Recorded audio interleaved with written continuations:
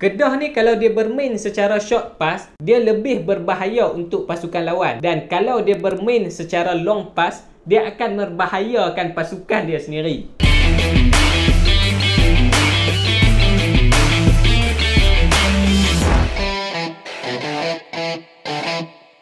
Jadi setelah sekian lama Liga Malaysia kita ni berehat, sampai aku pun terrehat sekali lah dengan cabaran, rintangan dan halangan yang kita dah lalui. Habis kurang 5 bulan jugalah. Akhir sekali Liga Malaysia kita ni boleh disambungkan juga. Walaupun tinggal lagi beberapa game je, tapi tak apalah. Okey lah daripada tak ada langsung kan. Dalam game yang lepas menyaksikan Kedah bertemu dengan PDRM FA untuk perlawanan yang kelima. Yang mana Kedah mencatatkan kemenangan yang kedua bagi saingan Liga Super pada tahun 2020 ni. Ialah first menang waktu game lah sebelum PKP dulu tu. Lega lah sikit daripada tangga ke-10 naik duduk ke tangga yang keempat kan.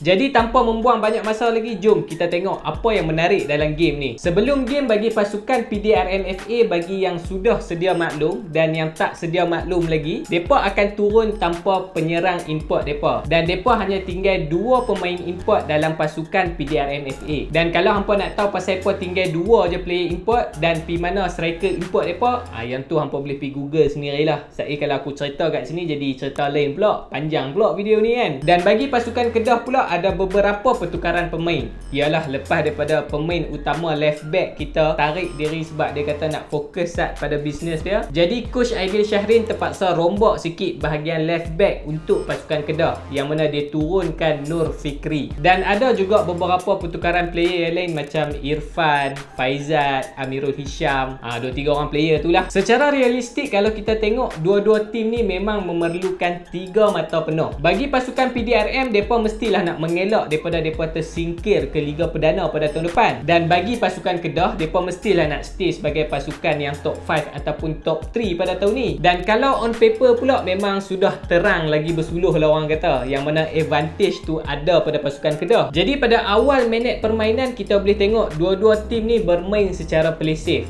dan mereka tak bermain secara terburu-buru untuk cari gol awal. Walaupun mereka dua-dua tim ni memerlukan 3 mata penuh. Tapi apa yang kita boleh nampak daripada game ni, daripada minit ke minit kita boleh tengok Kedah dah mula untuk kontrol game dan mereka memaksa untuk PDRM bermain secara defensif. Dan hasilnya itulah, Kedah dapat 2-3 peluang untuk skor di awal-awal minit permainan. Tapi nasib baik keeper PDRM tu bukan kaleng-kaleng, ataupun mudah bahasa orang kata keeper yang cemerlang lah. Dia dapat menyelamatkan pintu gol PDRM daripada ditembusi di awal minit permainan. Dalam game hari tu kita boleh tengok bahagian defense PDRM ni dia agak kelang kabut sikit. Dan disebabkan mistake yang dilakukan oleh defense PDRM ni lah yang membuka peluang untuk Kepoh bawa bola sampai ke depan pintu gol. Dan last sekali penalti.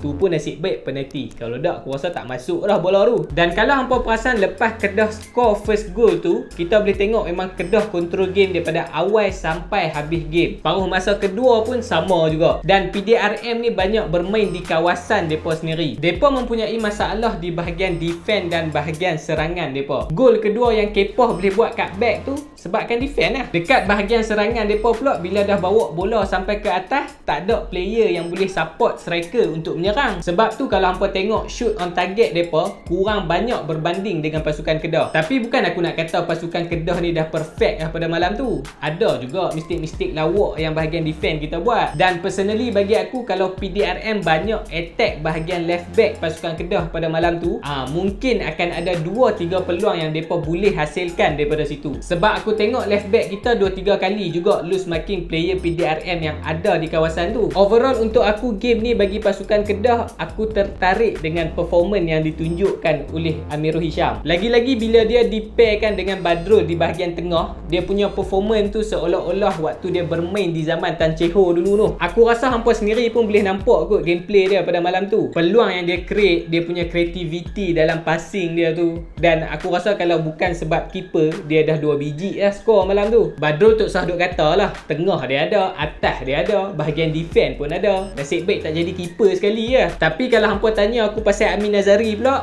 Allah, yang ni aku bagi hampa bincang sama-sama hampa lah macam mana.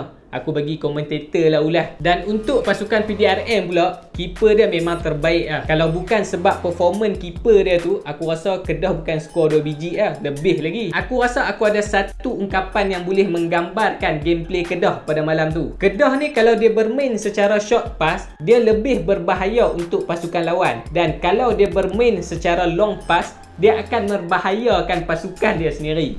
Yang tu paling tepat kot aku rasa. Akhir sekali aku nak bagi tahu, start daripada video ni aku nak buat kontes yang mana hadiah dia merupakan wang tunai. Dan cara untuk hampa join kontes tu, hampa cuma perlu komen apa-apa sahaja di ruang komen di bawah. Dan aku akan umumkan pemenang dia pada video yang akan datang. So hampa tunggu apa lagi? Hampa nak duit, hampa boleh komen dekat bawah. Inilah masanya untuk aku bagi balik apa yang aku dapat daripada subscriber dan viewer aku. Dan kalau hampa berminat untuk dapatkan jersey BBSK yang aku tengah pakai ni, hampa boleh komen nak dekat bawah. Aku nak tengok roughly berapa orang yang berminat untuk dapatkan jersey ni. So kalau ramai orang yang nak, bolehlah aku open order balik. Kalau tak ada orang, rugilah aku nak open order. Jadi jangan lupa untuk subscribe channel ni untuk dapat berita yang lebih menarik lagi tentang bola sepak yang ada di Malaysia ni. Dan kita jumpa lagi pada video yang akan datang.